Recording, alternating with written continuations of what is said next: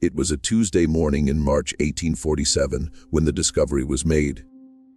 Traveling through the rural roads of central Georgia, a cotton merchant from Savannah paused near a small plantation to let his horse drink. The air, thick with humidity, felt unseasonably warm for early spring. Fog still clung to the low places in the fields, giving the landscape an almost dream-like quality. Since dawn, Charles Dennison had been riding, eager to reach the next town before nightfall. His horse, a bay mare named Constance, had started to favor her left front leg about a mile back, so he decided not to push his luck. The small creek running alongside the plantation property seemed like an ideal spot to rest. After dismounting, he led Constance to the water. While checking her hoof, he heard a sound of bell ringing across the fields, the signal for the enslaved workers to begin their day. Dennison had heard that same sound 1,000 times before on Georgia plantations. There was nothing unusual about it. Yet, when he looked up, what he saw made him freeze mid-step. From their quarters, a long wooden structure about 200 yards from the main house, the workers were emerging. They moved with that particular, developed gait of enslaved people, efficient, but not rushed, conserving energy for the long day ahead, avoiding any movement that might be read as laziness or insubordination. Children were among them. That, too, wasn't unusual. Children as young as 5 or 6 were often sent to the fields, starting with simple tasks like carrying water or picking up dropped cotton. But these children looked different. Even from a distance, even through the morning fog, Dennison could see their pale skin. Not the light brown of mixed ancestry, which was common enough, but truly pale, almost translucent in the early morning light. As they moved into the fields and the sun began burning away the fog, more details emerged, hair ranging from light brown to nearly blonde, and features unmistakably European. Dennison counted them as they dispersed into the cotton rows. 12 children from what looked like 3 or 4 years old up to early adolescence. Every single one shared similar features, similar builds, and the same distinctive eye color. An unusual hazel green that caught the light, visible even from that distance. They looked like siblings.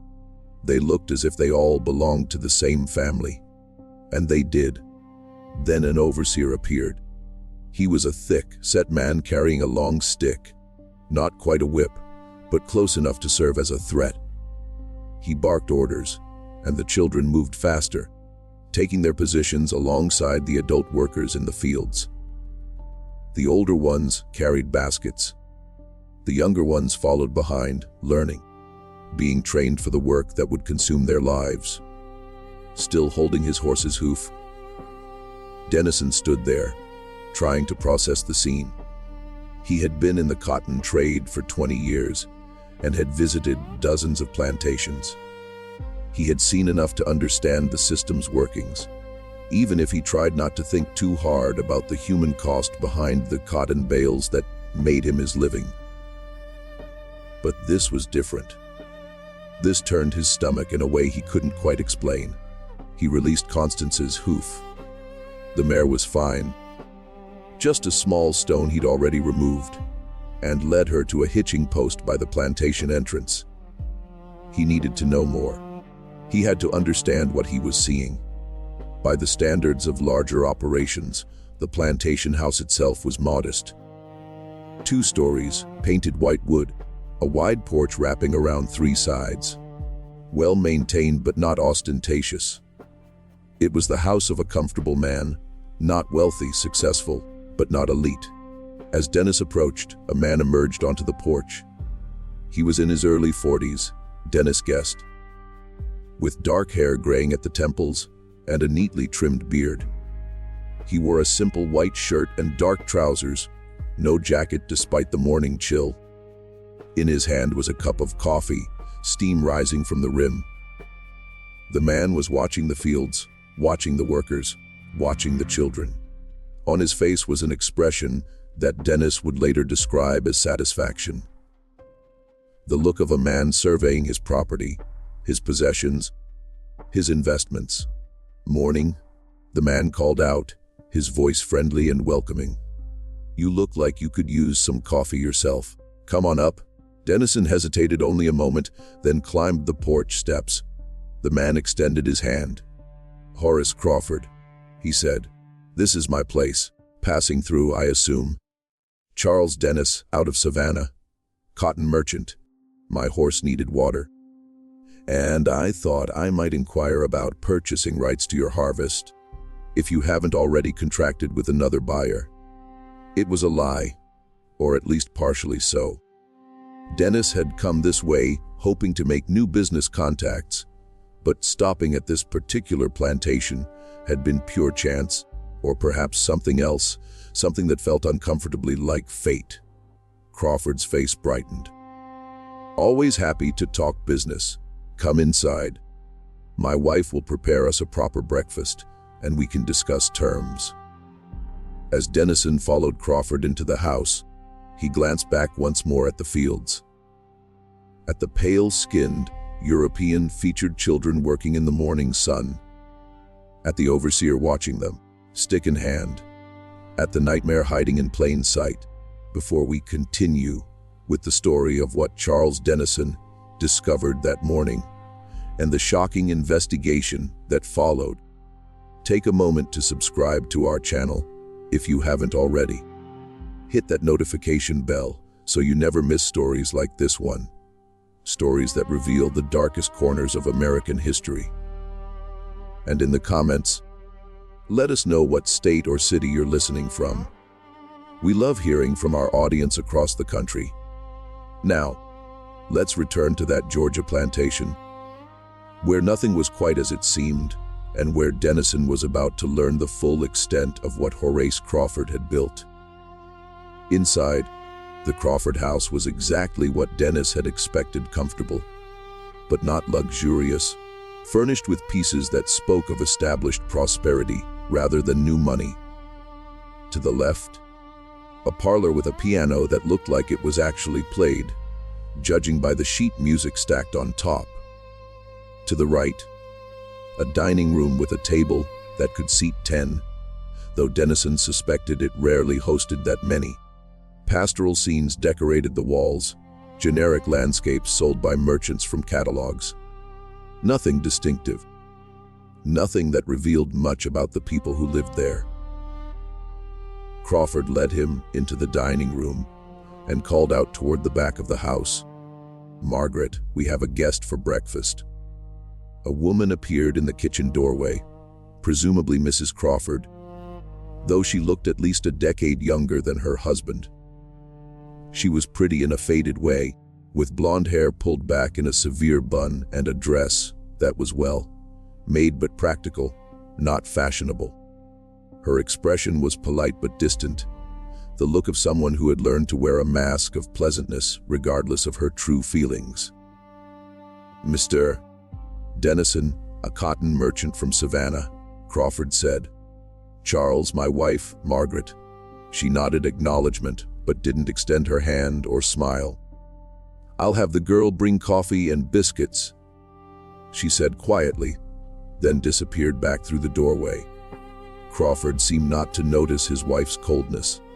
He gestured for Dennis to sit at the table and took the chair at the head, the position of authority, even in this casual setting.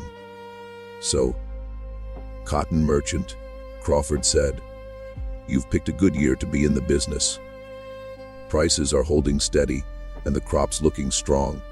I'm projecting a 20% increase over last year's yield." Dennis made appropriate noises of interest, but his mind was elsewhere. He was trying to figure out how to ask about the children without being obvious, without revealing his discomfort. In the social codes of the plantation South, a white man questioning another white man's treatment of his enslaved people was considered rude at best, suspicious at worst. But he didn't have to ask. Crawford brought it up himself. A young woman, enslaved, Dennis realized, though she wore a clean dress and an apron indicating housework rather than field work. Brought in a tray with coffee, biscuits, butter, and jam. She moved silently, efficiently, keeping her eyes down. She couldn't have been more than 16, and her skin was dark enough that she clearly hadn't been among the pale children Dennis had seen in the fields. As she poured coffee into their cups, Crawford spoke to her without looking. "Tell Rebecca to make sure the young ones get extra water today. It's going to be hot, and I don't want any of them getting sick." "Yes, sir," the girl murmured, finishing with the coffee and backing away toward the kitchen. Dennis saw his opening. "The young ones." Crawford took a sip of coffee and smiled. That same smile Dennis had seen on the porch, the smile of satisfaction. "You noticed them, I assume. Hard not to. They stand out quite a bit." "I did notice," Dennis said carefully. "Quite a few children out there with unusual features. 17, actually," Crawford said, and there was something in his voice. Pride, accomplishment, though 2 of them are too young for fieldwork yet. The oldest is 13 now. Named him Thomas. Strong boy, good worker.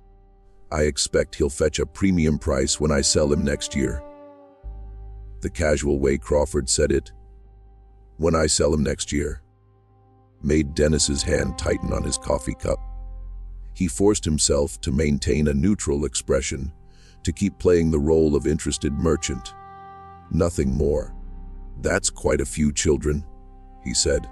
"Your workforce must be expanding rapidly." Crawford leaned back in his chair, and now the pride in his expression was unmistakable. "I've been implementing a breeding program," he said, using the same tone someone might use to discuss agricultural techniques or livestock management. "Started about 12 years ago. Not long after I inherited this place from my father. The results have exceeded my expectations." Dennison felt his stomach turn.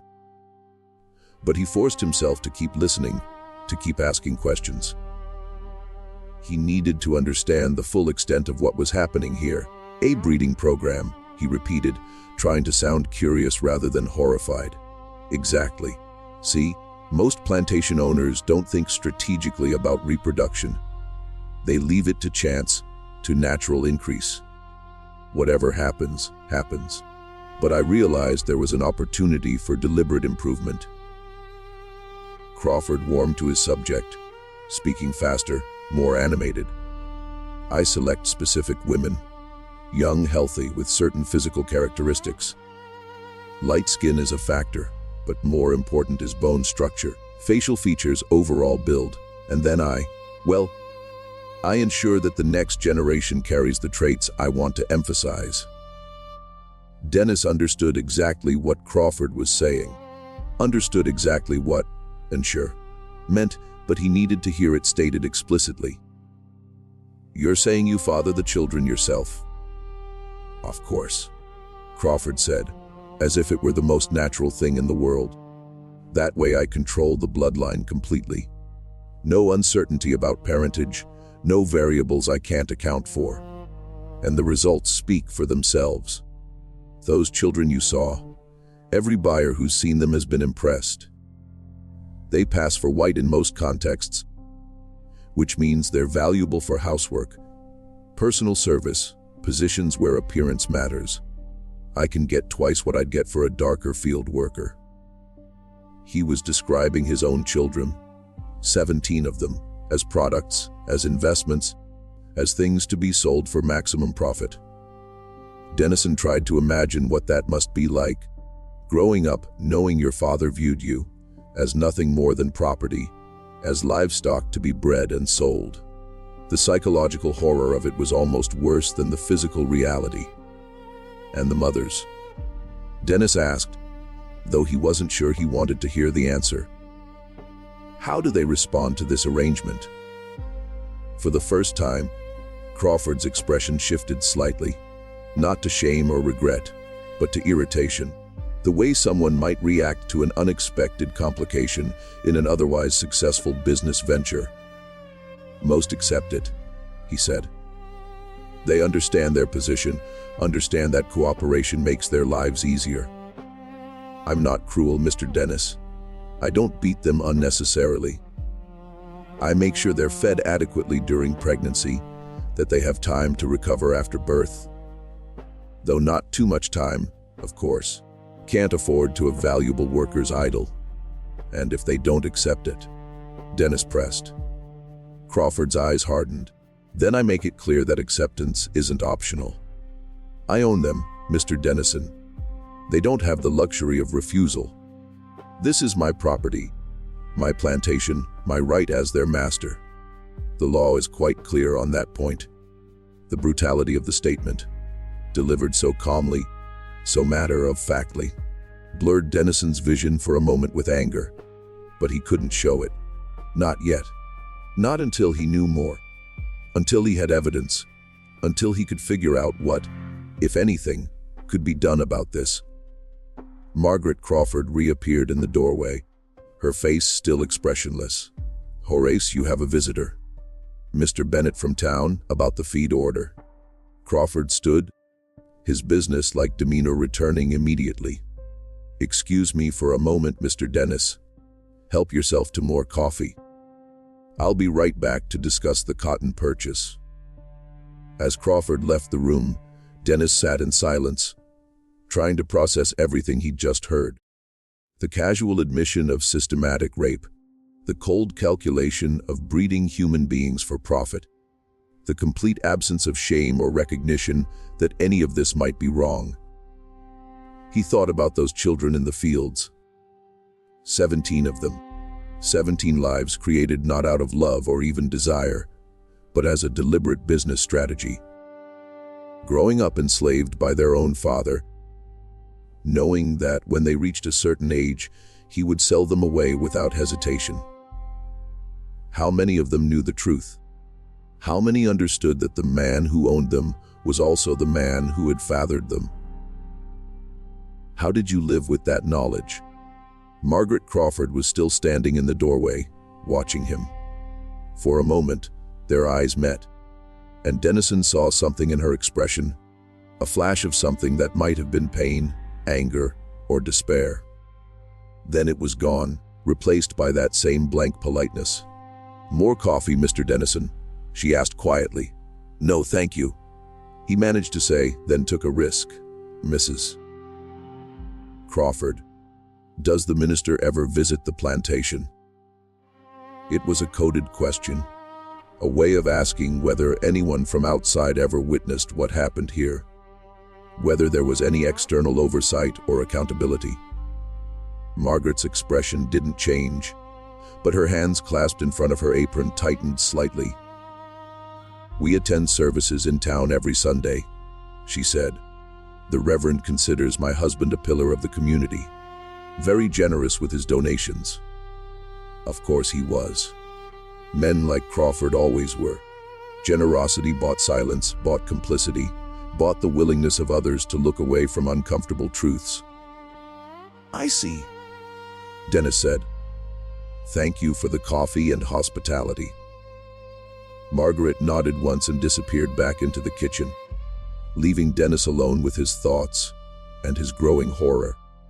When Crawford returned 15 minutes later, full of apologies for the interruption and ready to discuss cotton prices and delivery schedules, Dennis played along. He negotiated a preliminary agreement, promised to send formal contracts within the week, and made plans to visit again in the fall to inspect the harvest. He had no intention of keeping any of those promises, but he needed Crawford to believe that their interaction had been purely business, that Dennis had seen and heard nothing troubling, that everything was normal.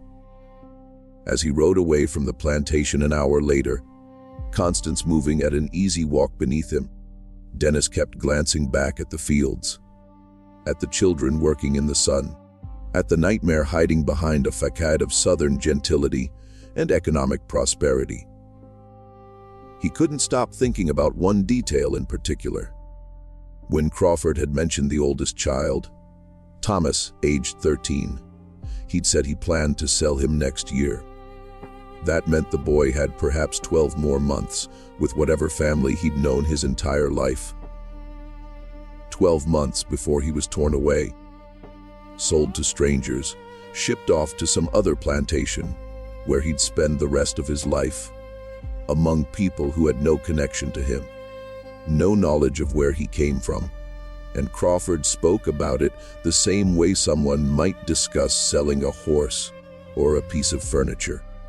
Charles Dennis had been born into a world where slavery was normal, where fortunes were built on the backs of enslaved labor, where white supremacy was so deeply embedded in the culture that most people never questioned it. He had participated in that system his entire adult life, profiting from it, accepting it as the natural order of things. But this was different. This crossed some line that even his conditioned conscience couldn't ignore. This was something that demanded action, demanded a response, demanded that he do something, anything, to stop it. The question was, what and who would help him? Savannah in 1847 was a city of contrasts. Elegant squares designed by James Oglethorpe a century earlier created pockets of ordered beauty amid the chaos of a booming port city. Spanish moss hung from ancient oak trees, giving the place an air of timeless gentility. But beneath that surface beauty was an economy built entirely on the labor of enslaved people and the cotton they produced. The city's docks were constantly busy with ships loading bales of cotton destined for textile mills in New England and England. Auction houses operated openly, selling human beings alongside furniture and livestock. Enslaved people moved through the streets, running errands for their masters, carrying goods, building the city's expanding infrastructure. Charles Dennis had an office in a building overlooking one of the main squares. From his second-floor window, he could see the daily flow of commerce, the steady movement of capital and labor that made Savannah one of the wealthiest cities in the South. But when he returned from the Crawford plantation that Tuesday afternoon, he couldn't focus on the paperwork waiting on his desk. The ledgers that usually demanded his attention seemed meaningless. The cotton contracts that represented his livelihood felt like complicity in a system he was only now beginning to truly see. His clerk, a young man named Robert Parrish, noticed his distraction immediately. "Everything all right, Mr. Dennis? You seem troubled." Dennis looked up from the contract he'd been staring at without reading for the past 20 minutes. Robert was 23, born in Savannah, son of a local lawyer. Good with numbers, reliable, discreet. But could he be trusted with what Dennis had learned? "Robert, may I ask you a question of a sensitive nature?" The younger man sat up straighter, curious. "Of course, sir. In your experience, in your observations of how plantations operate, have you ever heard of systematic breeding programs where the master deliberately fathers children with enslaved women as a business strategy?" Robert's expression shifted from curiosity to discomfort. He glanced toward the door, as if checking that no one else was within earshot, then spoke quietly. "I've heard rumors," he admitted. "Never anything specific, never anyone naming names. But there are stories, whispers about certain plantations where all the children look suspiciously similar to the owner. It's one of those things people know about, but don't discuss in polite company." "Why not?" "Because what would be the point?" Robert's voice carried a note of resignation. "The master owns the women. The law gives him absolute authority over his property, including their bodies, including any children they bear. There's no legal remedy, no crime being committed.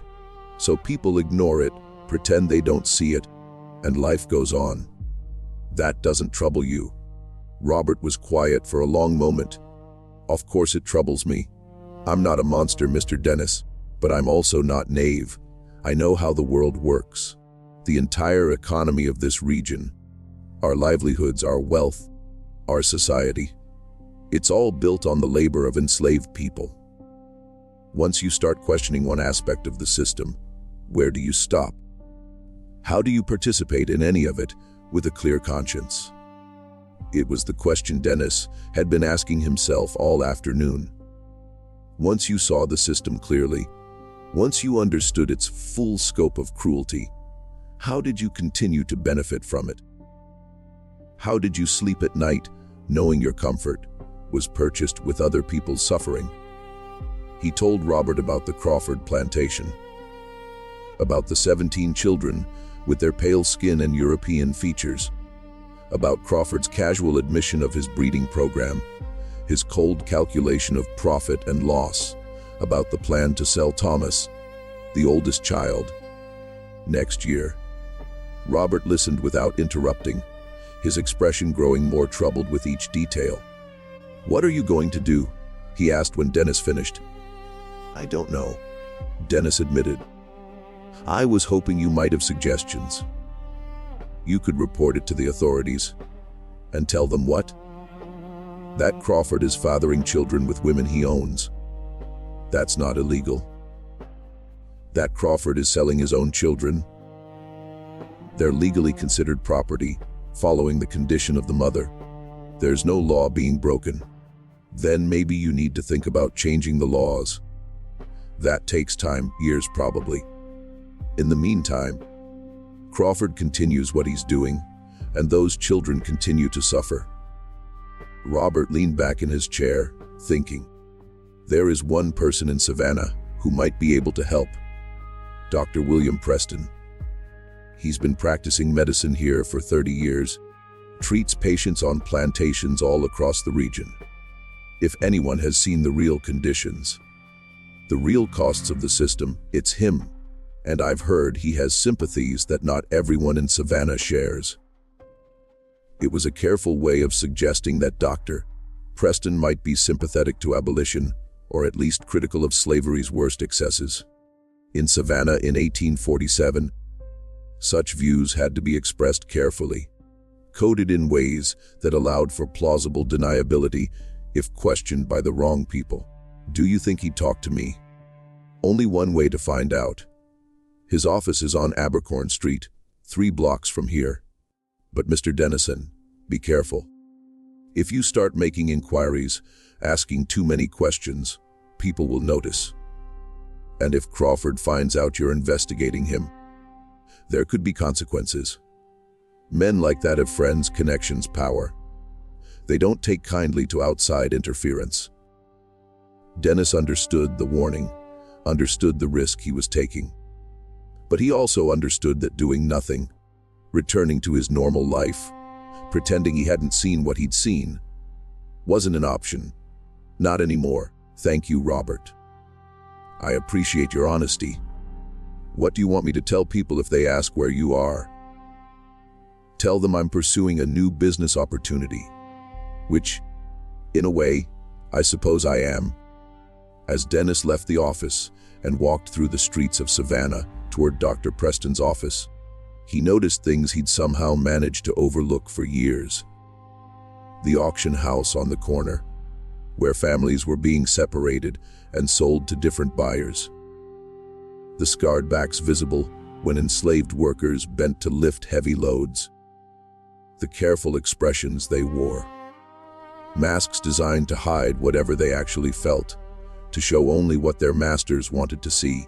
How had he participated in this for so long without really seeing it? How had he been so willfully blind? The answer, uncomfortable as it was, came down to self-interest.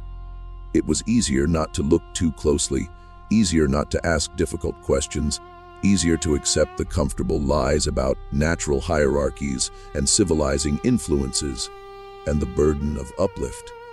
The truth was messy and disturbing and demanded actions that would risk his business, his social standing, his comfortable life.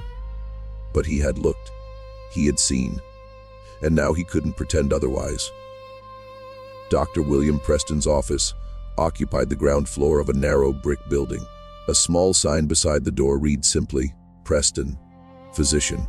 The door was unlocked, and Dennis stepped into a waiting room that smelled of carbolic acid and something else.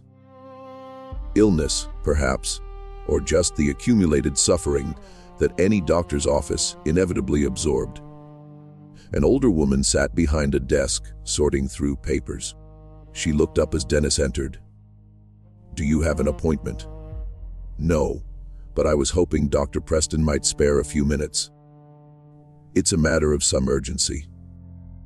Hayes with a patient right now, but if you're willing to wait, I'll let him know you're here. Your name?" "Charles Dennis." She wrote it down on a slip of paper and disappeared through an interior door. Dennis sat in one of the waiting room chairs and tried to organize his thoughts. What exactly was he going to say to the doctor?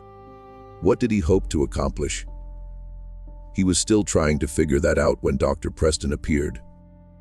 The older woman beside him. William Preston looked to be in his early 60s, with a full head of white hair and a neatly trimmed beard. He wore spectacles that slightly magnified his eyes, giving him an owlish appearance. His clothes were well made but practical. The outfit of a professional man who spent his days working rather than attending social functions. "Monsieur Dennis," the doctor said, extending his hand. "Margaret tells me it's urgent. Are you unwell?" "No, nothing like that. I need to speak with you about a professional matter. Plantation medicine, specifically." Something shifted in Preston's expression. Not alarm. Exactly, but a heightened attention. "Come into my office. Margaret, please reschedule my 400 appointment. This may take some time." The doctor's office was exactly what Dennis expected. Shelves lined with medical books, a desk covered in papers and correspondence, anatomical diagrams on the walls, and the pervasive smell of various medicines and tinctures. Preston gestured for Dennis to sit in a chair facing the desk, then settled into his own seat with a slight grimace that suggested chronic back pain. "Now, Mr. Dennison, what brings you to my door?" Dennison took a breath and began the same story he'd told Robert. The Crawford plantation. The children with European features. Crawford's admission of his breeding program. The casual mention of selling his oldest son next year.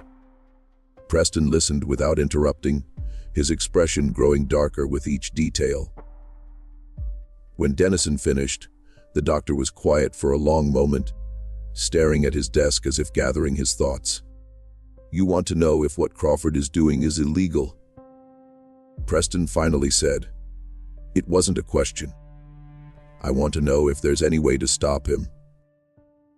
Preston stood, walked to a cabinet against the wall, and pulled out a bottle of whiskey and 2 glasses. He poured generous amounts into both, handed one to Dennis, and drank deeply from his own before speaking again. "I've been practicing medicine in this region for 31 years, Preston said. "I've delivered hundreds of babies on plantations across Georgia. I've treated illnesses, injuries, complications from childbirth, wounds from punishments. I've seen things that would make a hardened soldier weep. And the Crawford situation, it's not even the worst I've encountered." The statement was delivered with such wariness, such resignation, that Dennis felt his hope beginning to fade. "But it is one of the most systematic," Preston continued. "Crawford isn't acting out of impulse or passion or even simple abuse of power. He's implemented a calculated strategy optimized for profit. That's what makes it particularly disturbing, the cold rationality of it. You've been to his plantation several times over the years. First call was in 1835, I believe, a difficult birth, a young woman named Mary, 17 years old.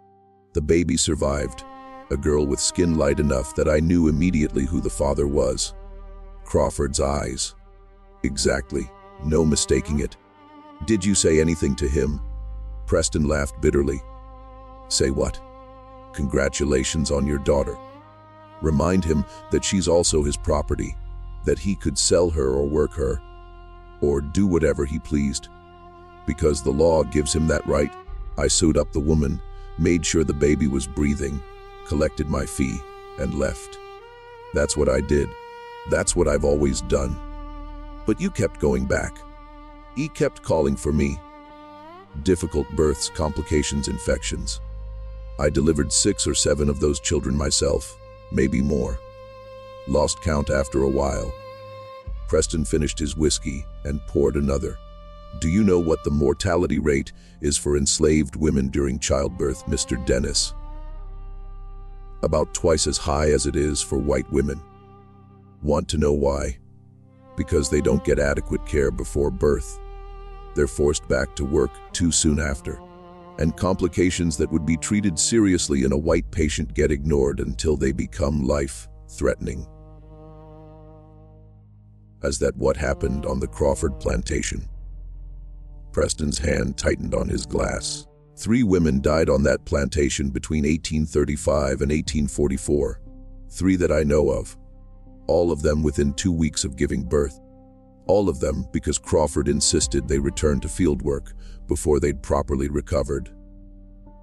I argued with him, tried to explain the medical risks, told him he was endangering their lives. He didn't care.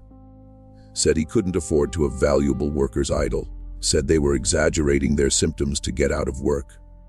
Said I was being too soft. That's murder, Dennis said quietly. Is it? Crawford would argue he was simply exercising his right to manage his property as he saw fit.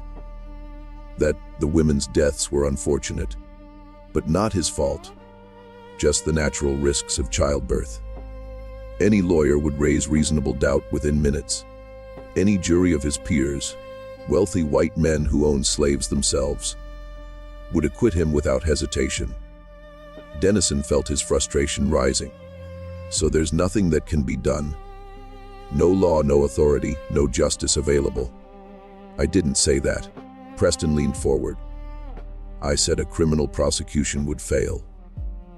But there are other approaches, other ways to apply pressure, to create consequences, to make Crawford's life difficult enough that he might reconsider his practices.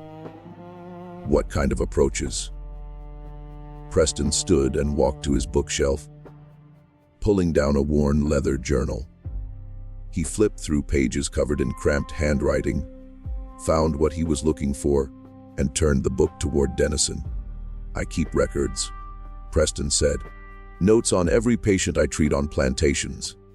Not just medical details, but observations about conditions, treatment, outcomes. I've been doing it for years. Building documentation of exactly what the system does to people. Someday, when the political climate changes, when there's finally a will to address these issues, this evidence might matter. Dennis scanned the page. It was a detailed account of a birth at the Crawford plantation. Dates, patient name, complications, Crawford's refusal to allow adequate recovery time, the woman's subsequent death from infection, all written in precise medical terminology that would be difficult to refute or dismiss as hearsay. How many of these do you have? Hundreds, maybe 1,000 pages by now. Multiple plantations, multiple owners, years of documentation. Preston closed the journal. But here's what matters for your purposes. I also have connections.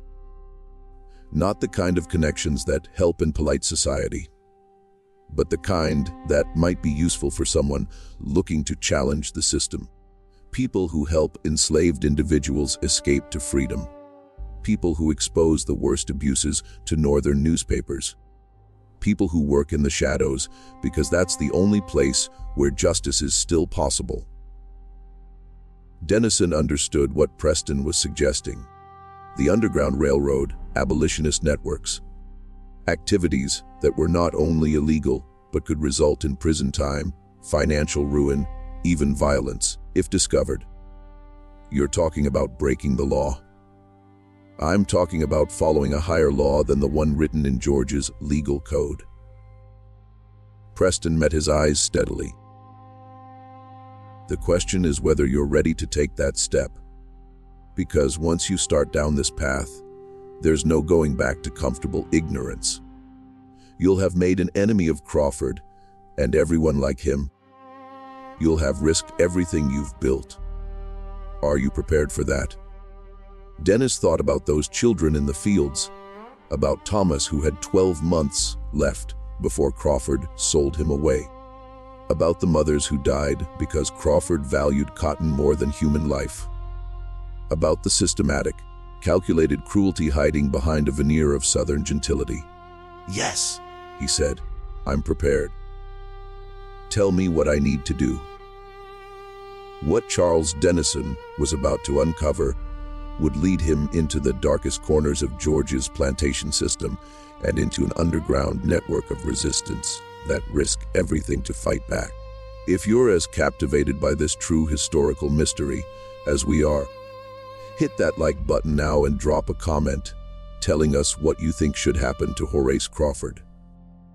Should he face justice? Or does the system protect men like him? Let's find out together what Dennis discovered next, because the full extent of Crawford's operation was even more disturbing than anyone imagined. Tatar. Preston didn't give Dennis specific names or locations. That would have been too dangerous, too easily traceable if anyone ever questioned Dennis about his activities. Instead, he gave him a series of carefully worded instructions that sounded innocent to anyone who might overhear, but carried specific meaning to those who understood the code. "There's a Quaker meeting house about 15 minutes outside Savannah," Preston said. "They gather for worship every Wednesday evening. If you were to attend, you might find people sympathetic to your concerns. Ask to speak with the elder who leads the service. Mention that you're interested in learning about their community's charitable work." Charitable work. That was code for underground railroad activities, for the network that helped enslaved people escape to freedom. "Will they trust me?" Dennison asked. "Not immediately. But if you're patient, if you demonstrate genuine commitment rather than just momentary outrage, they'll eventually bring you into their confidence. These people risk their lives regularly, Mr. Dennison. They're not going to involve someone who might betray them at the first sign of trouble. How long will it take to establish that trust?" "Weeks, possibly months. This isn't something that can be rushed." Preston paused. "In the meantime, you should continue your investigation. Learn everything you can about Crawford's operation. Document it. Build a case. Even if the law won't act now, that evidence might be valuable in the future.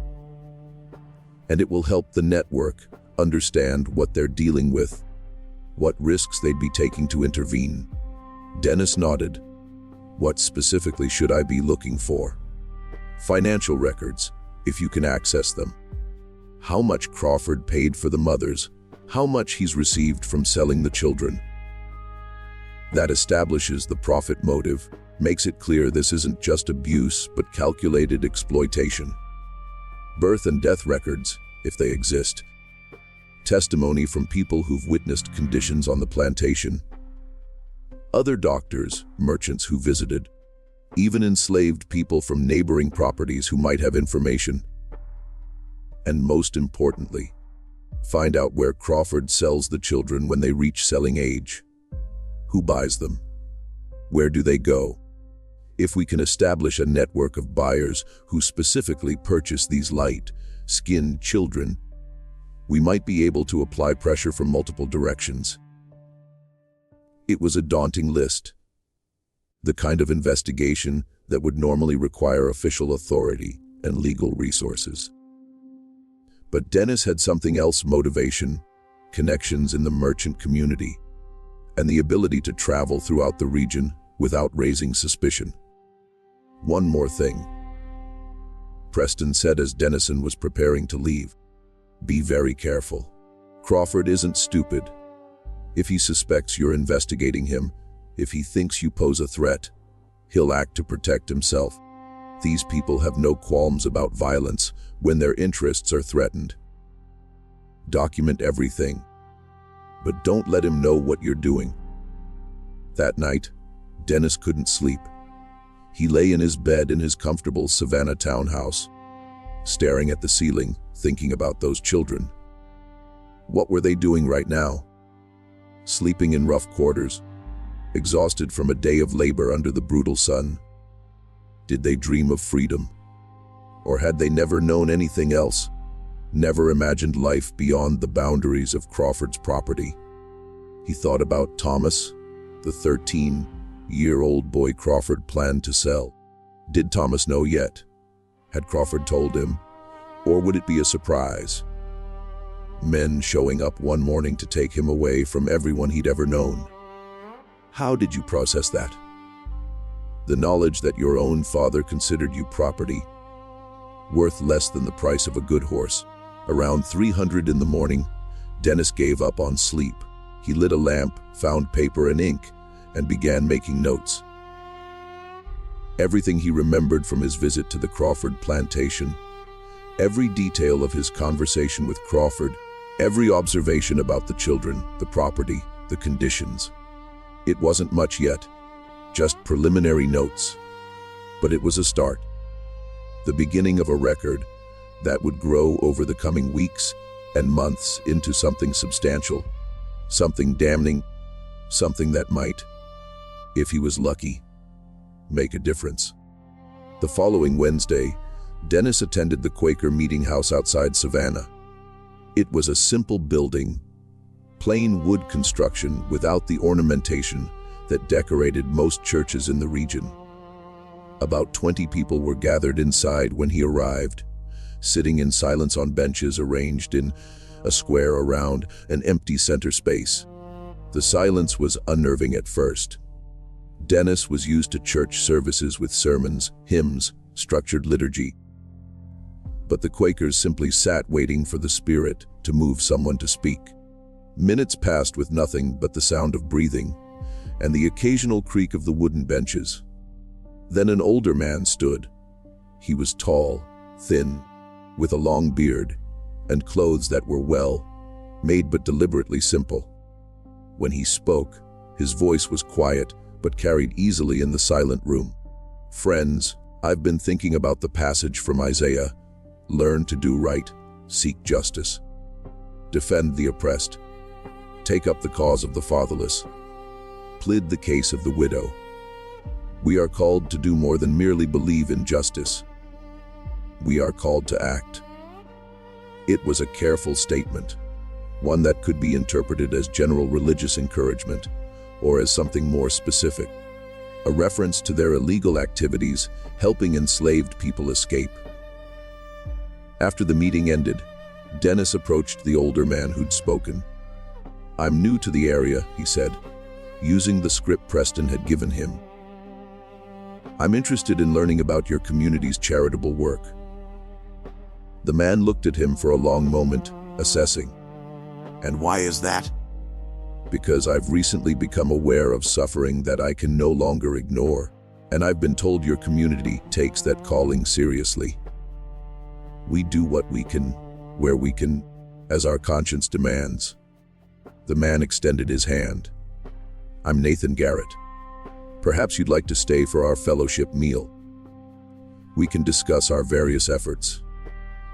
The fellowship meal was held in a room adjacent to the meeting house. Simple food, bread and soup and vegetables, shared communally. About a dozen people stayed, and the conversation ranged across various topics. News from other Quaker communities, concerns about a drought affecting crops, discussions of scripture. But Dennis noticed something. Several times during the meal, Nathan Garrett would make references that seemed innocuous on the surface, but carried deeper meaning to those who knew how to listen. A mention of traveling friends who needed assistance, a comment about goods that needed to be transported north, a question about whether anyone had room to host visitors in the coming weeks. It was all coded, all carefully worded to avoid explicit discussion of illegal activities, but the meaning was clear to anyone paying attention. After the meal, as people were cleaning up, Garrett approached Dennison again. "Walk with me," he said quietly. They stepped outside into the warm Georgia evening. The sun was setting, painting the sky in shades of orange and purple. Garrett led them away from the meeting house toward a small grove of trees where their conversation wouldn't be overheard. "Dagert, Preston sent word that you might be coming," Garrett said. "He vouches for you, which counts for something. But trust has to be earned. Why don't you tell me exactly what you're looking for?" Dennis told him about the Crawford plantation, about the 17 children, about Crawford's systematic breeding program. He described his conversation with Preston, his growing determination to do something about what he discovered. Garrett listened without interrupting, his expression troubled, but not surprised. "We're aware of the Crawford situation," he finally said. "We've been monitoring it for several years. The problem is access. The plantation is relatively isolated. Crawford keeps tight control over his workforce, and any attempt to help people escape would be extremely dangerous. We've helped a few individuals over the years, people who were being transported or who managed to run on their own and found their way to us. But a coordinated effort to remove multiple people from an active plantation, that's much more difficult, but not impossible. Not impossible, just risky. We'd need detailed information about security routines. When people are moved off the property, we'd need safe houses established along a route north, reliable conductors willing to take on a dangerous job, and we'd need to be absolutely certain that the people we're helping want to leave, understand the risks, and won't panic halfway through and reveal the network. How can I help establish that?" Garrett studied him carefully. "You're a merchant. You have a legitimate reason to visit plantations to conduct business. You could make regular visits to Crawford's property, observe conditions, learn routines, potentially make contact with the enslaved people there. Not directly. That would be too suspicious, but there are ways to leave messages to establish communication. It's slow, careful work. Nothing dramatic, nothing heroic. Just patient, methodical intelligence gathering. Are you willing to do that?" It wasn't what Dennison had expected. He'd imagined something more immediate, more active, but he understood the necessity of caution. Moving too fast, being too obvious, would endanger everyone involved. "Yes," he said. "I'm willing. Then we'll teach you how to communicate safely, how to observe without being obvious, how to recognize people in the network, how to move goods, by which I mean human beings, without attracting attention." Garrett paused. "But understand this, Mr. Dennison. Once you're involved, you're committed. You can't walk away if things get difficult or dangerous. Too many lives depend on discretion and reliability. If you're not absolutely certain, you can maintain this commitment.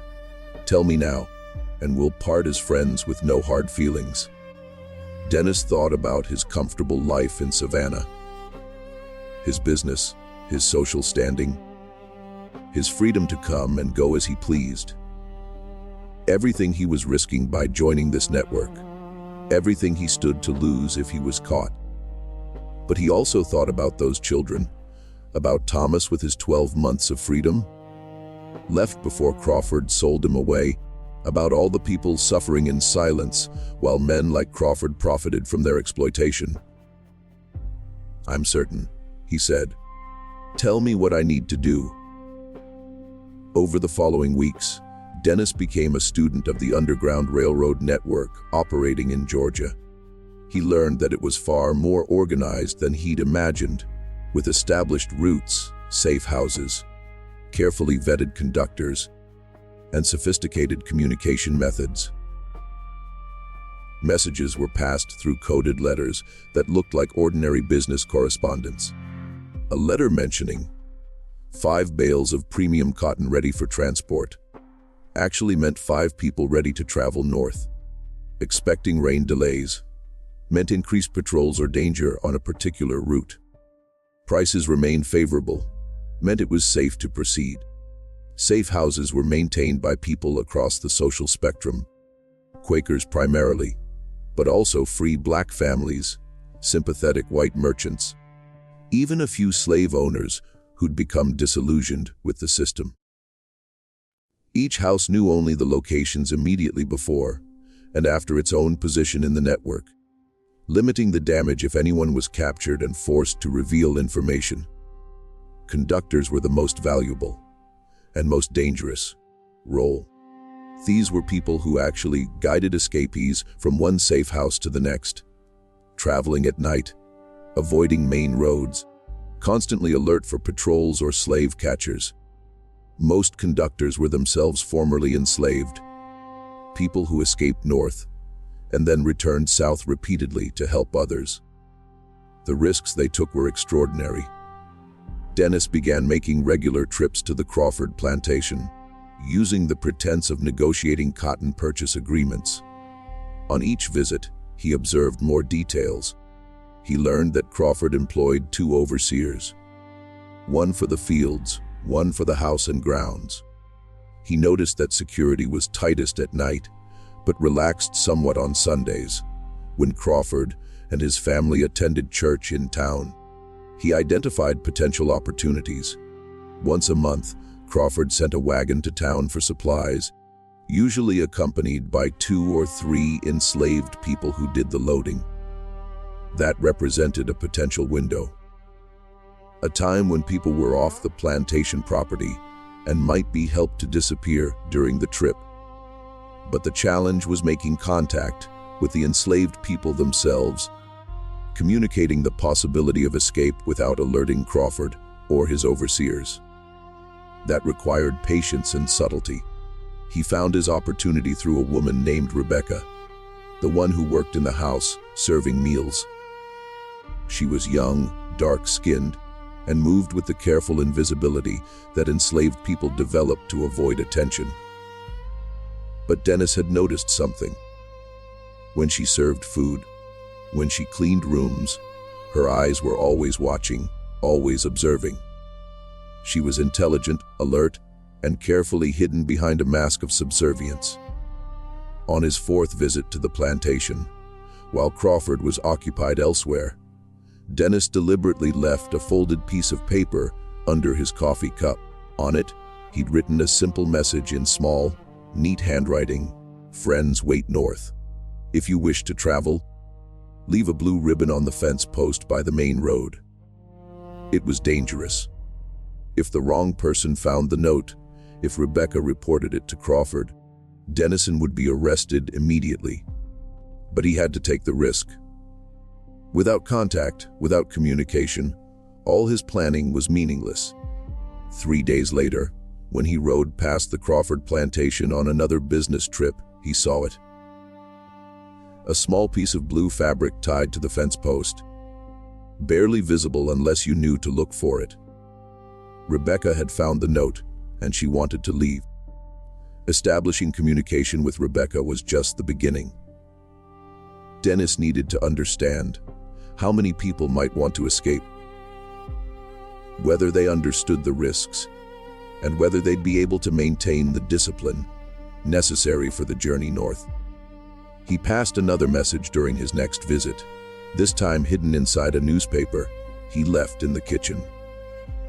The message was slightly more detailed. "How many wish to travel? Can you move without being caught?" The response came 2 weeks later, delivered through a free black man who worked as a carter, transporting goods between plantations. The man had connections to the network, though Dennison didn't learn his name. That kind of information was shared only on a need-to-know basis for everyone's protection. The message was written in barely legible handwriting, probably by someone who'd taught themselves to read and write in secret, at great risk. But the meaning was clear: 6 of us could go. 4 mothers, 2 oldest children. Need help getting off property. Crawford watching close since last month. Someone tried to run and got caught. 6 people. It was more than Dennis had hoped for initially, but also more complicated. Moving 6 people through Georgia, keeping them hidden, maintaining security. The risks multiplied with each additional person. He brought the message to Nathan Garrett at the next Wednesday meeting. 6 is a significant group, Garrett said, his expression troubled. Would need to move them in stages. Probably split them into smaller groups for the journey, and we'd need a very good opportunity to get them off the property without immediate pursuit. What kind of opportunity? Ideally, a situation where they're expected to be away from the plantation for a legitimate reason, which gives us hours or even a full day before Crawford realizes they're not coming back. The monthly supply run you mentioned might work, but we'd need more information. How many people usually go? How closely are they supervised? What's the route? Dennis realized he needed to learn more, needed to be more systematic in his observations. He began making detailed notes after each visit. Not just about security and routines, but about the people themselves, their names, their ages, their relationships to each other. He learned that among the 6 who wanted to escape were 2 women he'd heard Crawford mention: Louisa, who'd borne 3 of Crawford's children, and Hannah, who'd borne 5. Both were still relatively young. Louisa was 26, Hannah 31, but they looked older, worn down by years of forced childbearing and hard labor. The 2 children were Thomas, the 13-year-old boy Crawford planned to sell, and a 12-year-old girl named Ruth. Both had Crawford's distinctive eyes. Both had spent their entire lives knowing their father owned them. The other 2 women were younger Abigail, 19 and pregnant, and Susan, 22, with 2 children still too young to travel. The dynamics were complex. Susan didn't want to leave her younger children behind, but she also couldn't take them on such a dangerous journey. Hannah wanted to help the younger women escape, even if she couldn't go herself. Thomas was determined to leave before Crawford sold him, but worried about his younger siblings.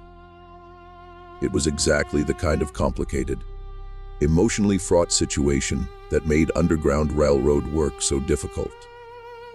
These weren't just bodies to be transported from point A to point B. They were people with relationships, obligations, fears, hopes. And any plan had to account for all of that. Dennison spent hours with Garrett and other members of the network working through scenarios, identifying problems, trying to find solutions. They brought in a conductor named Benjamin, a tall, quiet black man in his 40s who'd made the journey north and back 17 times, to assess the feasibility. Benjamin's first question was blunt. Are they prepared to never see their families again? Because that's what this means. Once they leave, they can never come back. Anyone left behind, they won't see them again in this life. Are they ready for that? It was the hardest question, the one that made many potential escapees decide to stay despite terrible conditions. The system counted on those emotional bonds, on people being unwilling to abandon family, even to save themselves. I think they understand, Dennis said, but I'm not sure. I haven't been able to speak with them directly. Then that needs to be your next step, Benjamin said. Before we commit to this, before we risk conductors and safe houses, you need to make absolutely certain these people are committed. Because if someone panics halfway through, if someone decides they made a mistake and wants to go back, they endanger everyone. I've seen it happen. I've seen entire networks exposed because one person couldn't handle the pressure. It was a reasonable concern, one that Dennis hadn't fully considered. He'd been focused on logistics and planning, but the human element, the psychological readiness, was just as crucial. How do I assess that without being obvious? You find a way to meet with them privately. Not on the plantation. Crawford would notice. But somewhere neutral, somewhere you can have an honest conversation. Benjamin thought for a moment. The monthly supply run. If you could arrange to be in town on the same day, if you could create a situation where you're alone with them for even a few minutes, that might be enough. It was risky, but everything about this plan was risky. Dennis agreed to try. The next supply run was scheduled for the first week of June. Dennis arranged to be in town that day, ostensibly conducting business with various merchants, but actually waiting for the wagon from Crawford's plantation. It arrived mid-morning, driven by one of Crawford's overseers, a thick-set man named Polk who had a reputation for cruelty. With him were 3 enslaved people, Rebecca's, whom Dennis had been communicating with, a man named Daniel, and Thomas, the 13-year-old boy. They spent 2 hours loading supplies: sacks of flour and cornmeal, barrels of salt pork, tools, fabric, medicines. Dennis watched from across the street, waiting for an opportunity. It came when Polk went into a tavern, leaving the 3 people to finish the loading. Dennis crossed the street quickly, approaching the wagon as if he were just another merchant checking on his own goods. "Rebecca," he said quietly, not looking directly at her. The blue ribbon message. "I need to know if you and the others understand what you're committing to." She continued working, but her voice was steady. "We understand. We know we can never come back. We know the risks. Are all 6 of you certain? Because if anyone has doubts, if anyone might change their minds during the journey, it's better to know now."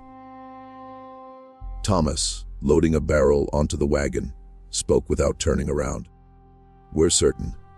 Crawford's selling me next month. He moved up the date. If we don't go soon, I won't get another chance. Next month." That changed everything.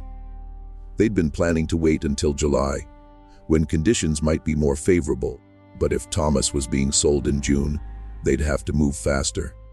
"Can you be ready in 2 weeks?" Dennis asked. "We can be ready tomorrow," Rebecca said. "We've been ready for years. Just tell us when and how." Dennis quickly explained the basic outline of the plan died on the next supply run. They'd arrange for Polk to be delayed, possibly arrested on some minor charge that would be dropped later, but would keep him occupied for several hours. During that window, the 6 escapees would be moved to a safe house in town, hidden, and then transported north that night. "There are safe houses all the way to Ohio," Dennis said. "People who will hide you, feed you, keep you safe, but you have to trust them, follow their instructions exactly, and never panic, no matter what happens. Can you do that?" Yes. Rebecca said simply. Thomas nodded without speaking. "What about the others? Louisa, Hannah, Abigail, Susan? They're ready?" Susan decided not to come. "Can't leave her babies. But she'll help the rest of us get away. She'll cover for us, give us time." It was exactly what Dennis needed to hear. They were committed. They understood the plan, and they'd thought through the sacrifices required. Polk emerged from the tavern, wiping his mouth and looking irritated. Dennis moved away casually, as if he'd just been inspecting the wagon's load, and disappeared into the crowd. 2 weeks. They had 2 weeks to finalize every detail, to position conductors and prepare safe houses, to arrange for Polk's convenient delay. 2 weeks to make the difference between freedom and a lifetime of slavery for 6 human beings. The plan was set in motion, and Charles Dennison found himself at the center of the most dangerous thing he'd ever attempted. The web of secrets was about to be tested, and any mistake could mean disaster for everyone involved. If you're on the edge of your seat wondering what happens next, smash that like button and leave a comment with your prediction. Will they make it to freedom? Or will Crawford discover the plan before they can escape? Subscribe and hit the notification bell because this story gets even more intense. Let's continue and find out what happened when everything finally came together. The 2 weeks before the escape attempt were the longest of Dennis's life. Every detail had to be perfect. Every contingency had to be planned for, and all of it had to be done quietly, without arousing suspicion. Nathan Garrett coordinated the safe houses. They'd need 7 stations between Georgia and Ohio, each one a place where the escapees could hide during daylight hours, rest, eat, and prepare for the next leg of the journey. Some were maintained by Quakers, others by free black families, one by a white merchant who'd lost his own daughter to slave traders after she'd been kidnapped and falsely accused of being escaped property. Benjamin, the experienced conductor, would lead the first leg of the journey personally, guiding them from Savannah to a safe house about 40 miles north. From there, other conductors would take over in stages, each responsible for a specific section of the route. The plan for getting them off Crawford's property evolved through several iterations. They considered having them escape at night, but that would trigger immediate pursuit. They considered staging an accident that would require medical attention in town, but that was too unpredictable. The supply run remained the best option, but they needed Polk to be delayed long enough that the escapees could disappear before anyone started looking for them.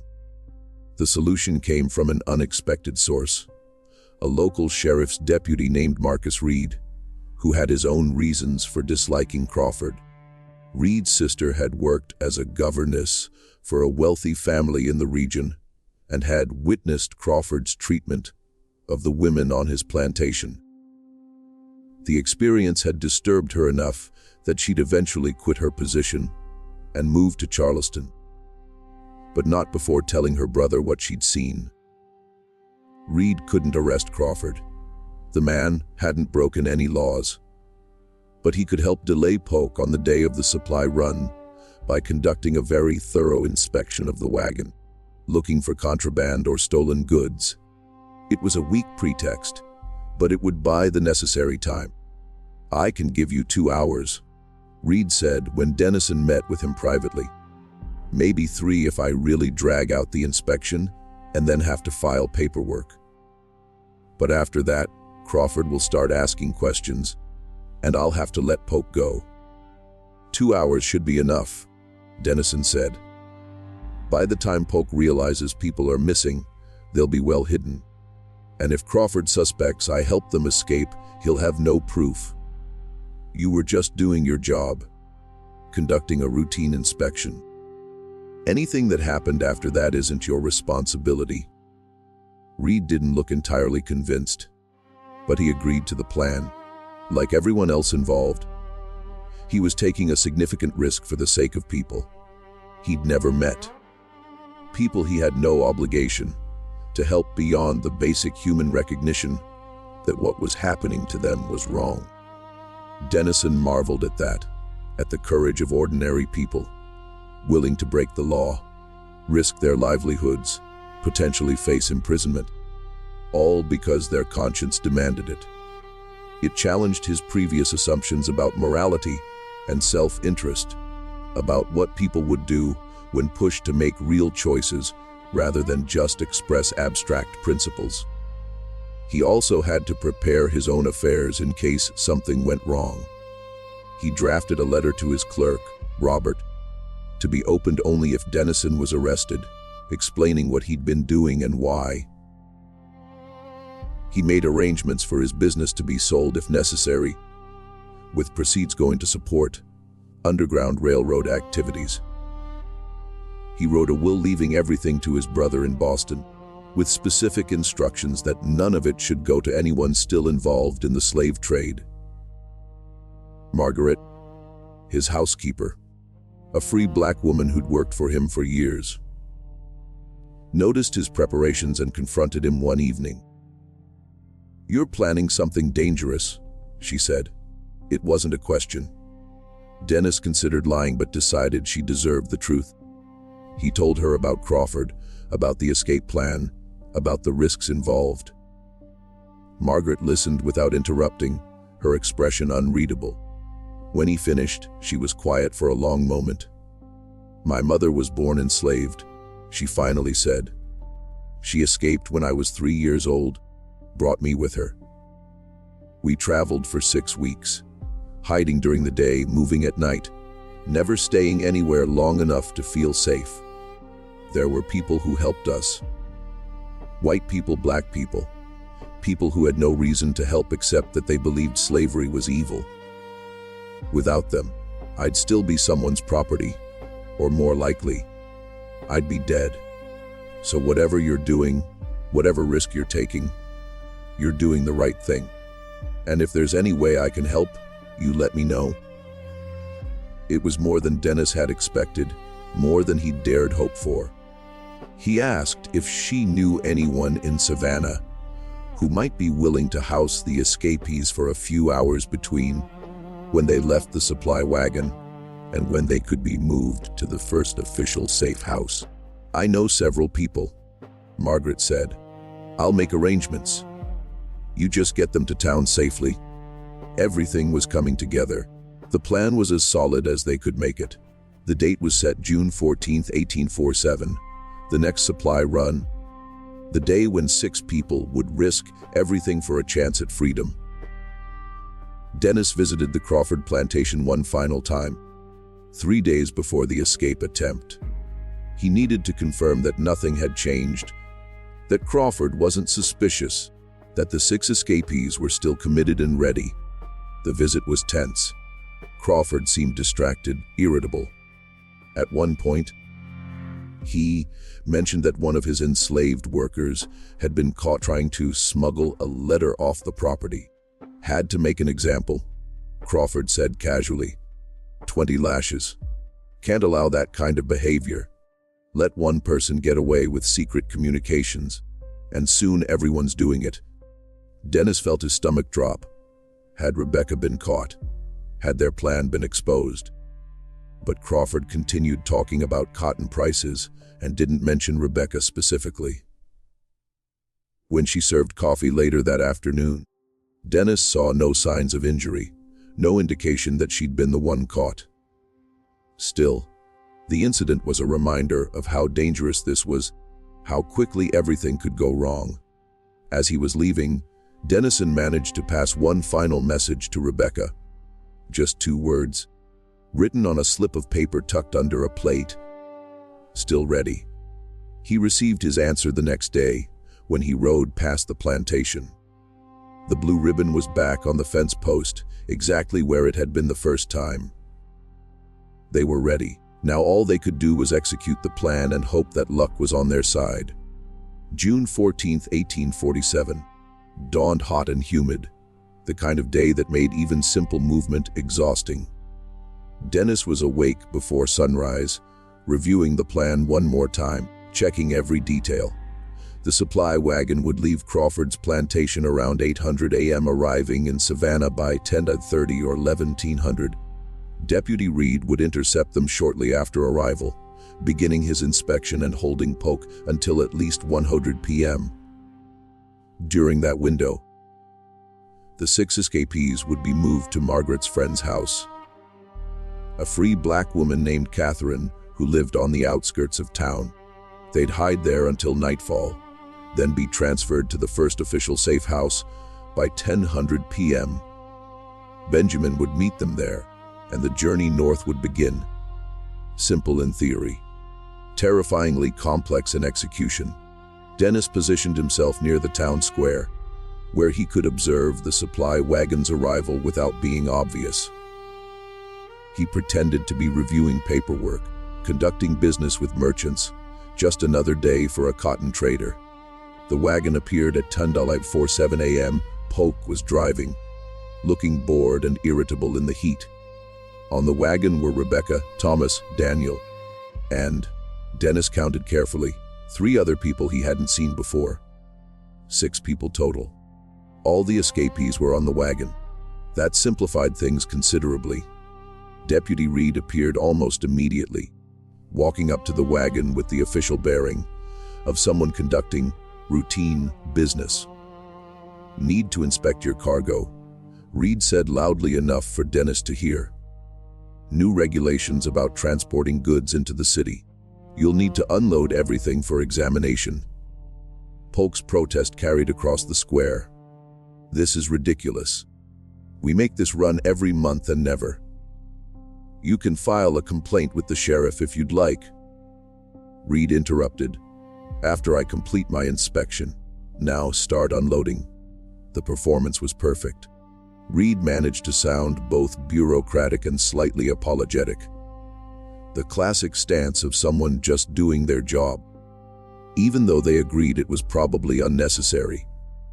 Polk started unloading the wagon, grumbling constantly.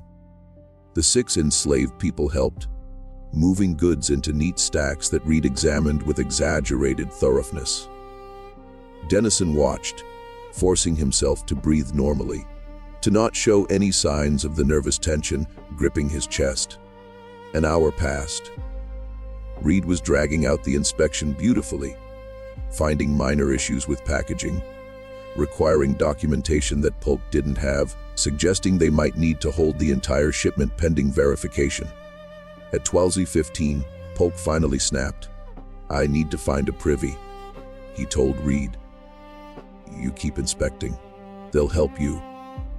He gestured at the 6 enslaved people and stalked off toward the nearest tavern. It was the moment they'd been waiting for. As soon as Polk was out of sight, a wagon appeared, seemingly just another vehicle making deliveries, driven by a black man Dennis didn't recognize, but who must have been part of the network. The wagon pulled up next to Reed's inspection site. In less than 3 minutes, with practiced efficiency, the 6 escapees climbed into the back of the new wagon, hidden under canvas and empty crates. The driver didn't speak, didn't acknowledge Reed or Dennis, just snapped the reins and moved away at a normal pace, not hurried, not drawing attention. Reed resumed his inspection as if nothing had happened.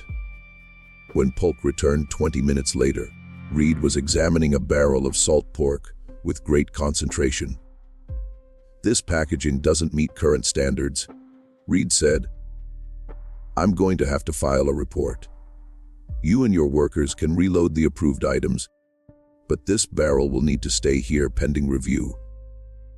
Polk's face was red with anger, but he started reloading. It wasn't until everything was back on the wagon that he looked around and seemed to notice something was wrong. "Where are they?" he asked, confusion replacing anger. "Where are who?" Reed replied innocently. "The workers." There were 6 of them. Reed looked around as if just noticing their absence. "I assume they went with you. They're your responsibility, not mine." Polk's expression shifted from confusion to panic. He started searching the immediate area, calling names, asking merchants if they'd seen 6 people matching their descriptions. By the time he gave up and climbed back on his wagon to race back to Crawford's plantation, it was nearly 2:00 p.m. The escapees had been hidden for almost 2 hours. They had maybe 4 more hours before Crawford organized a serious search party. And by then, they needed to be well on their way north. Catherine's house was small, modest, tucked away on a narrow street where few white people ventured. She'd cleared space in her cellar, a cramped, humid space that smelled of earth and old vegetables. But it was hidden and secure. Dennison visited briefly around 3:00 p.m., carrying a basket that ostensibly held supplies he was delivering for Margaret. Inside the basket was food, water, and a message about the next stage of the journey. Catherine let him in without speaking, led him to the cellar door. He descended carefully, his eyes adjusting to the dim light. The 6 escapees were huddled together in the corner, looking exhausted and terrified and hopeful all at once. When they saw Dennison, Rebecca started to cry, not tears of sadness, but of relief, of disbelief that the first part of the plan had actually worked. "You're safe for now," Dennison said quietly. But Crawford will be searching soon. You need to stay absolutely silent. Make no noise that could attract attention. At nightfall, a man named Benjamin will come to take you to the next safe house. He's experienced, trustworthy. Do exactly what he says, and you'll make it to freedom. Thomas, the 13-year-old boy, spoke for the first time. Is it real? Ohio, freedom? Or is it just another place where someone will own us? It's real, Dennison assured him. In Ohio, you'll be free, not property, not enslaved. Free to work for wages, to make your own decisions, to build your own lives. It's real, and you're going to make it there. He distributed the food and water, made sure they understood the timeline, then left quickly. The less time he spent at the house, the less chance of anyone noticing and becoming suspicious. Back at his own home, Dennison tried to work, to distract himself, but it was impossible to focus. Every sound made him jump. Every knock at the door made him fear it was Crawford or the sheriff coming to arrest him. Margaret noticed his agitation. You did the right thing, she said quietly. Whatever happens now, you did the right thing. Dennis hoped she was correct. Crawford discovered the escape around 3:30 p.m. when Polk returned to the plantation and reported that 6 workers had vanished in Savannah. The plantation owner's reaction was exactly what everyone had feared: immediate, furious, and determined. He rode directly to the sheriff's office in Savannah, demanding action, threatening lawsuits, insisting on immediate pursuit. The sheriff, who was friendly with Crawford but also aware of Deputy Reed's inspection, tried to calm him down. We'll investigate, the sheriff promised. Put out notices, alert patrols. But you have to understand, if they got a few hours head start, they could be anywhere. We'll do our best, but I can't guarantee we'll find them. Crawford wasn't satisfied. He hired 4 slave catchers, professional bounty hunters who specialized in tracking and capturing escapees.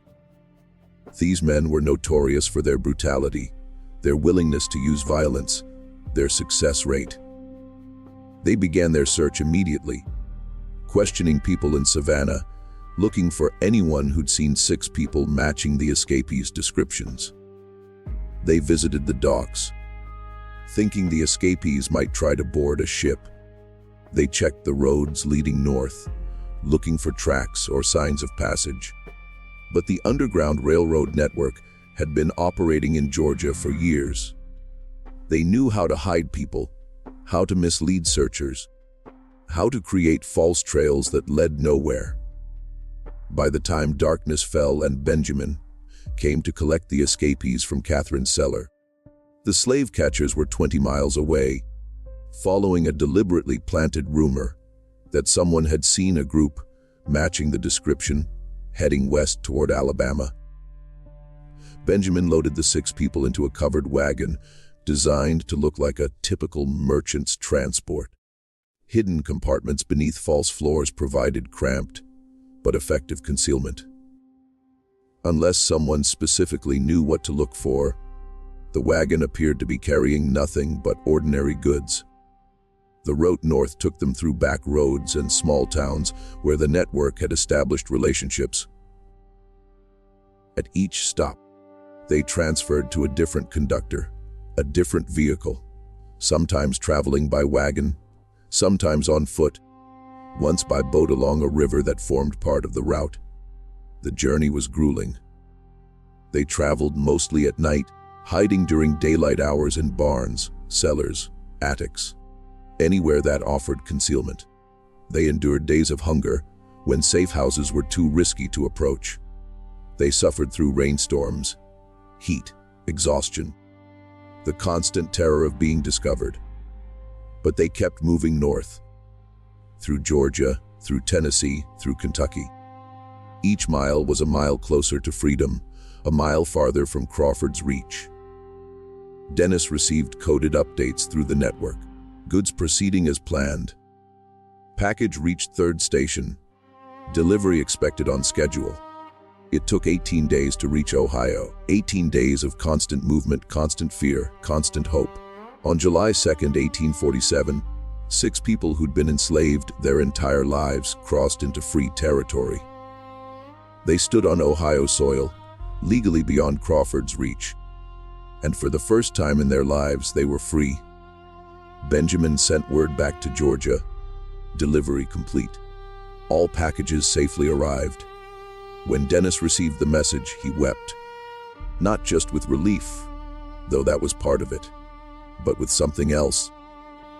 A recognition of what had been accomplished, of the courage of everyone involved, of the reality that the system could be challenged, that justice was possible even when the law failed. 6 lives saved. 6 people who would never again be someone's property. It wasn't enough. It couldn't undo the suffering of everyone still enslaved. Couldn't bring back the mothers who died on Crawford's plantation.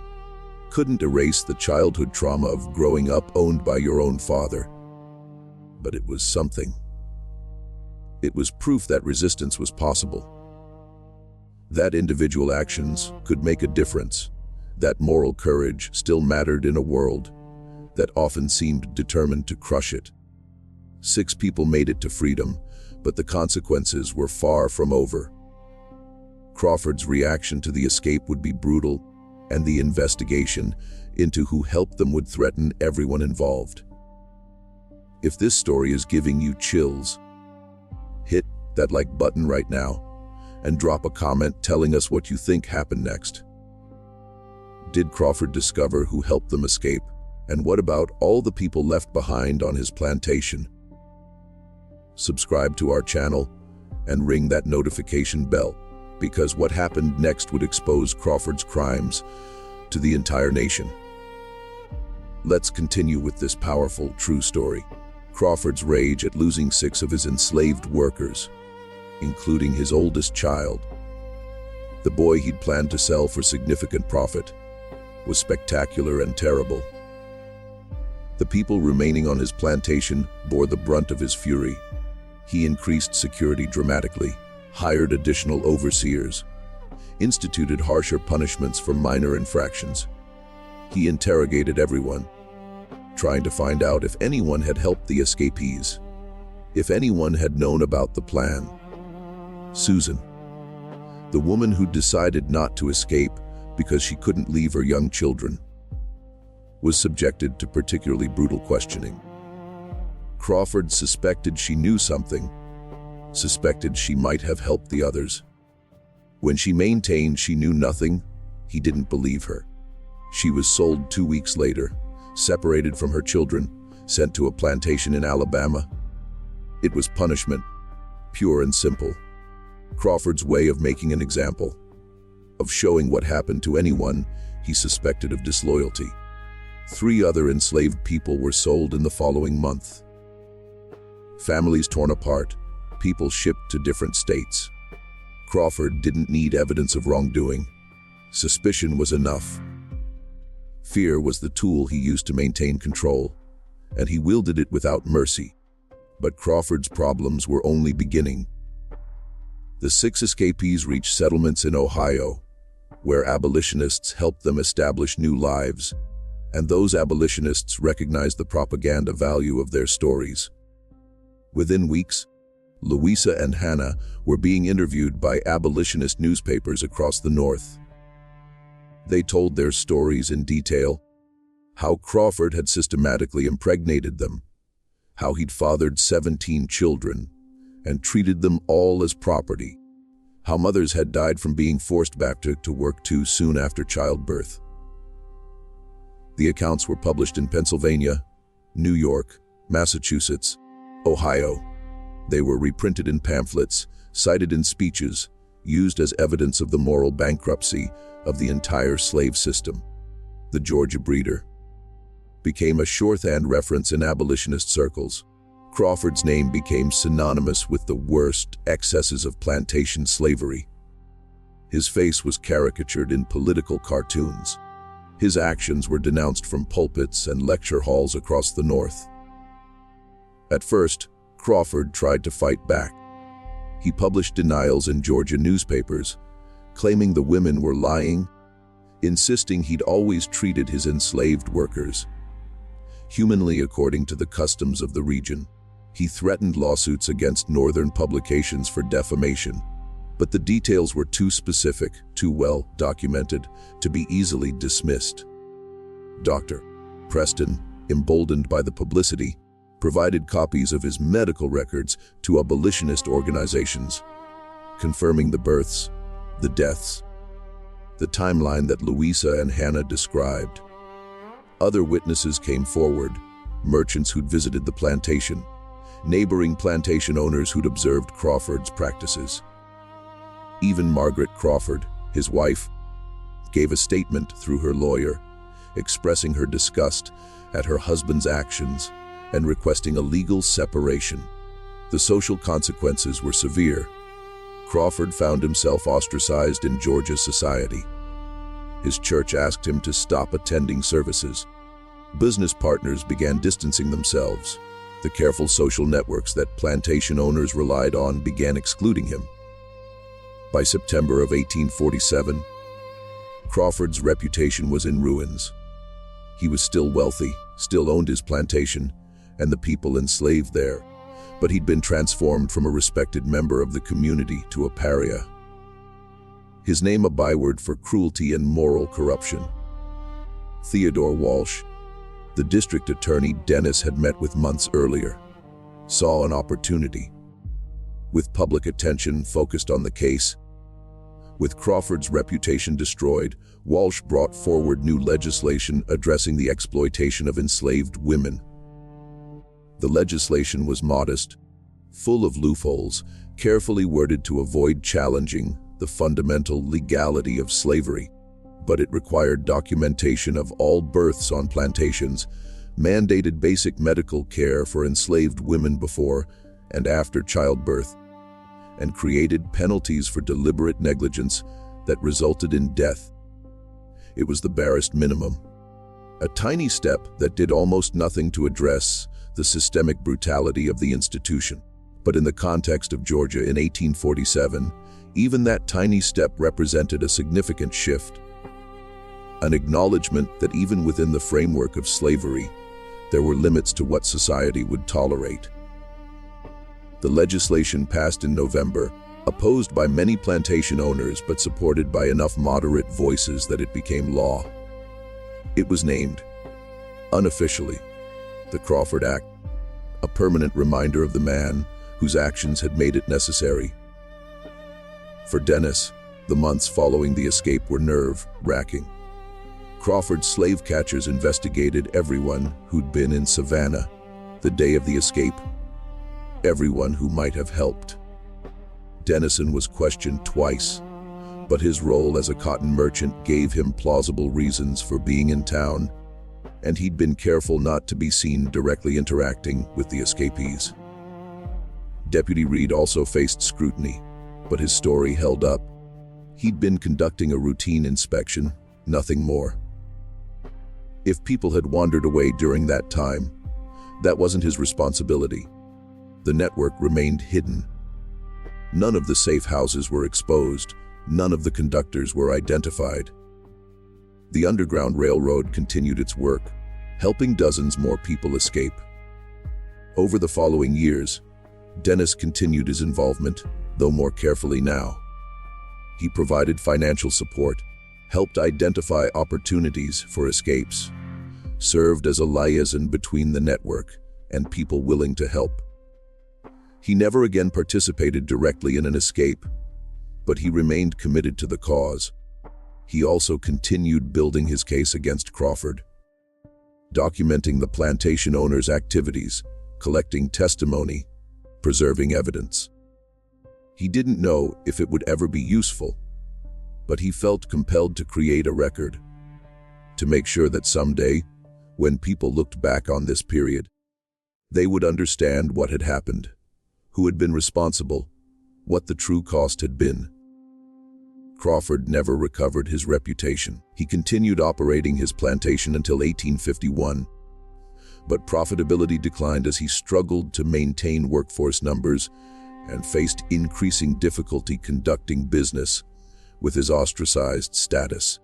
In May of 1851, he sold the property at a significant loss and moved to Texas, where he hoped to start over with less scrutiny. Whether he continued his breeding program there, Dennis never learned. The network in Texas was less developed, communications more difficult, information scarcer, but Crawford had left a legacy in Georgia's 17 children who bore his features, his eyes, his genes. Those who remained enslaved on the plantation were sold along with the property. Some ended up on other Georgia plantations. Others were transported to Alabama, Mississippi, Louisiana, scattered across the South. Their fates varied. Some remained enslaved until the Civil War freed them in 1865. Others were sold north before the war and gained freedom earlier. A few escaped through the Underground Railroad network that Dennis continued to support. Thomas, the 13-year-old boy who'd been the first to commit to the escape, grew up in Ohio. He learned to read and write, worked as a carpenter, married a woman he'd met in the free black community there. He had 4 children, and he made sure every one of them knew their history, knew where they'd come from, knew the price that had been paid for their freedom. Ruth, his sister, became a teacher in a school for black children.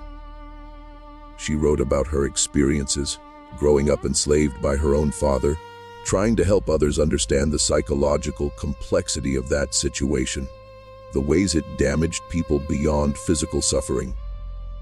Louisa, one of the mothers who escaped, struggled at first in Ohio. The trauma of what she'd experienced, combined with the grief of leaving 3 children behind, left her deeply depressed. But slowly, with support from the community, she began to heal. She remarried, had 2 more children, children who would grow up free, children who would never know slavery. Hannah, who'd borne 5 of Crawford's children, became involved in the abolitionist movement. She traveled across the North giving speeches about her experiences, raising money for Underground Railroad activities, helping other escapees adjust to freedom. Her testimony was powerful, personal, impossible to dismiss or ignore. Abigail gave birth to her child, a son, 3 months after reaching Ohio. She named him Charles, after the merchant who'd risked everything to help her escape. Years later, she wrote Dennison a letter thanking him, telling him that her son was healthy and free, that he would grow up with opportunities she'd never dreamed possible. The letter was one of Dennison's most treasured possessions. He kept it in his desk drawer, took it out and reread it whenever he felt discouraged, whenever he questioned whether his actions had made any real difference. Dr. Preston continued his work for another decade. His medical journal, documenting the conditions on Georgia plantations, grew to over 1,000 pages. He never published it during his lifetime. Too dangerous, too potentially destructive to too many people, including himself. But he preserved it carefully, left instructions for it to be donated to a historical society after his death. The journal was finally published in 1869, 4 years after the Civil War ended, as part of a collection of first-person accounts documenting the reality of slavery. It became an important historical source, cited by historians and researchers trying to understand the lived experience of enslaved people and the medical costs of the system. Nathan Garrett and the Quaker Network continued their work throughout the 1850s. They helped hundreds of people escape from Georgia and surrounding states, never publicizing their activities, never seeking recognition, simply doing what their conscience demanded. Garrett died in 1862, before the Emancipation Proclamation. Before he could see the system he'd fought against finally begin to crumble. But he died knowing he'd made a difference, that he'd saved lives, that his courage had mattered. Benjamin, the conductor who'd led the first leg of the 6 escapees' journey north, made the trip 17 more times before the war started. In 1863, he joined the Union Army, serving as a scout, using his knowledge of Georgia's backroads and safe houses to help Union forces navigate through the state. He survived the war and lived until 1894, dying at the age of 73. A free man in a country that had finally abolished the institution he'd spent decades fighting. Charles Dennis lived until 1873. He never married, never had children of his own, but he maintained connections with the people he'd helped escape, with their children and grandchildren, with a network of formerly enslaved people and abolitionists who'd become his true family. Before his death, he wrote a detailed account of the Crawford case, the discovery, the investigation, the escape, the aftermath. He included copies of letters, financial records, testimony, everything he'd collected over the years. He donated it all to the Massachusetts Historical Society, where it still resides, a primary source for historians studying the Underground Railroad and plantation slavery in Georgia. His account was published in 1875, 2 years after his death, as part of a collection of Underground Railroad narratives. It provided valuable details about how the network operated, how individual moral courage could challenge systemic injustice, how ordinary people had risked everything to fight slavery.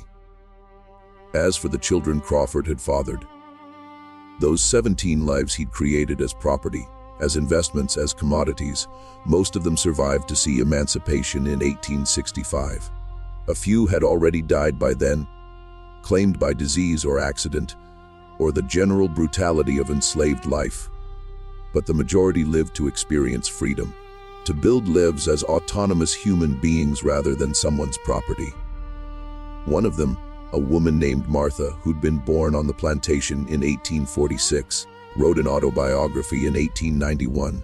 It was a slim volume, barely 100 pages, published by a small press that specialized in formerly enslaved people's narratives. The book was titled "Owned by My Father, A Childhood in Georgia." It was stark, unsentimental, filled with details about daily life on the Crawford plantation, about the psychological complexity of being enslaved by your own parent. The most powerful passage came near the end.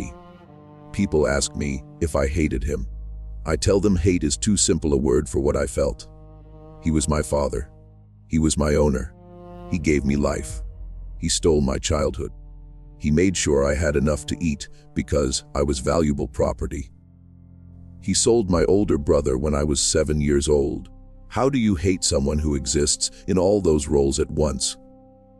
I spent 18 years enslaved by my father, trying to understand what I was to him: a daughter, a slave, an investment, all three. None. The question drove me half mad trying to figure it out. When I was finally free, when the war ended and the soldiers came through Georgia telling us we weren't property anymore, I expected to feel pure joy, but what I felt was more complicated. Relief, yes. Hope, yes. But also grief for the childhood I never had, rage at what was done to me and my mother and my siblings, confusion about who I even was without that identity as property. It took me 20 years to make peace with my history, to accept that my father was a monster who created me, to understand that I could honor my mother's sacrifice and suffering without being defined by it, to build a life that was truly my own. I married a good man. We have 3 children. They know their history. I've made sure of that. They know where they came from, what their grandmother endured, what their mother survived. But they also know they're free, that they belong to no one but themselves, that they have opportunities I could never have imagined as a child, picking cotton in my father's fields. That's what freedom means. Not forgetting the past, but not being trapped by it either. Building something new. Making sure our children have better than we had. Making sure the world changes so what happened to us can never happen again. I'll never forget my father, but I've made peace with never forgiving him either. Some things are simply beyond forgiveness, and that's okay. I've built a good life anyway. I've found joy anyway. I've created a family where love isn't conditional on ownership, where my children are seen as human beings, not as property. That's my revenge. That's my victory. Living well, living free, making sure my father's legacy dies with his generation while my mother's legacy, her courage, her endurance, her refusal to be broken, lives on through us. The story of the Crawford plantation raises uncomfortable questions about complicity, about how systems of oppression function, about what it takes to challenge injustice. Crawford himself is an easy villain. His actions were monstrous, his calculations cold, his treatment of his own children indefensible. But Crawford didn't operate in isolation.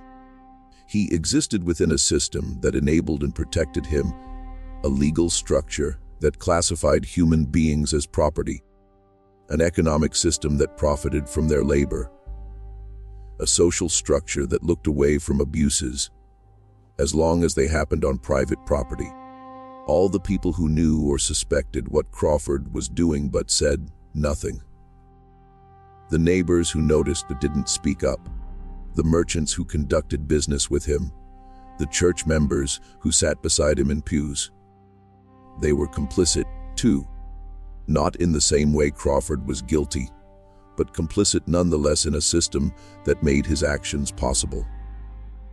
Charles Dennison was part of that system, too, for 20 years, until the day he visited Crawford's plantation and couldn't ignore what he saw any longer. His later actions don't erase his earlier participation in the cotton trade, his earlier profits from enslaved labor, but they do suggest that change is possible, that even people deeply embedded in unjust systems can choose differently when confronted with evidence they can no longer rationalize away.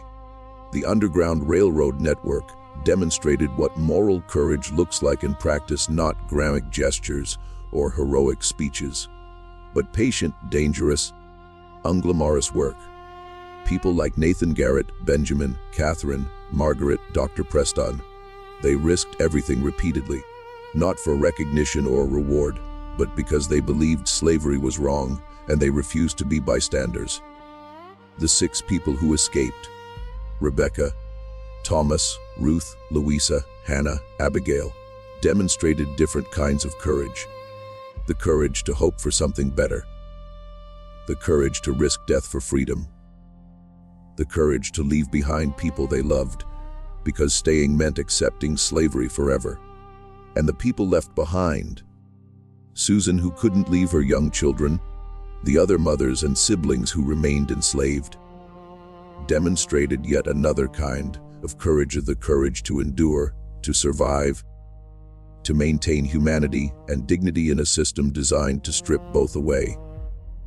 The Crawford case eventually became a footnote in history, one case among thousands, one plantation among tens of thousands, 17 children among millions who were born into slavery. But for the people involved, for the 6 who escaped and the 11 who remained, for the mothers who died and the mothers who survived, for Charles Dennison and Dr. Preston and everyone in the network who helped, it wasn't a footnote. It was their lives, their choices, their moments of courage or complicity or survival. The broader system of slavery continued until the Civil War ended it, more than 13 years after the events described here. The structural racism that slavery created persisted long after emancipation, shaping American society for generations. The trauma experienced by enslaved people reverberated through their descendants, creating psychological and economic disadvantages that never fully healed. But individual actions still mattered. 6 people lived free because of what Dennison and the network accomplished. Their children and grandchildren grew up in freedom. The ripple effects of that one escape, multiplied by thousands of similar escapes facilitated by the Underground Railroad, made a difference that can't be quantified, but was real nonetheless. The story of Crawford's plantation is a story about power and its abuses, about systemic injustice and individual resistance, about the worst aspects of human nature and the best. It's a story that makes us uncomfortable because it forces us to think about complicity, about what we would have done in that time and place, about how we respond to injustice in our own time.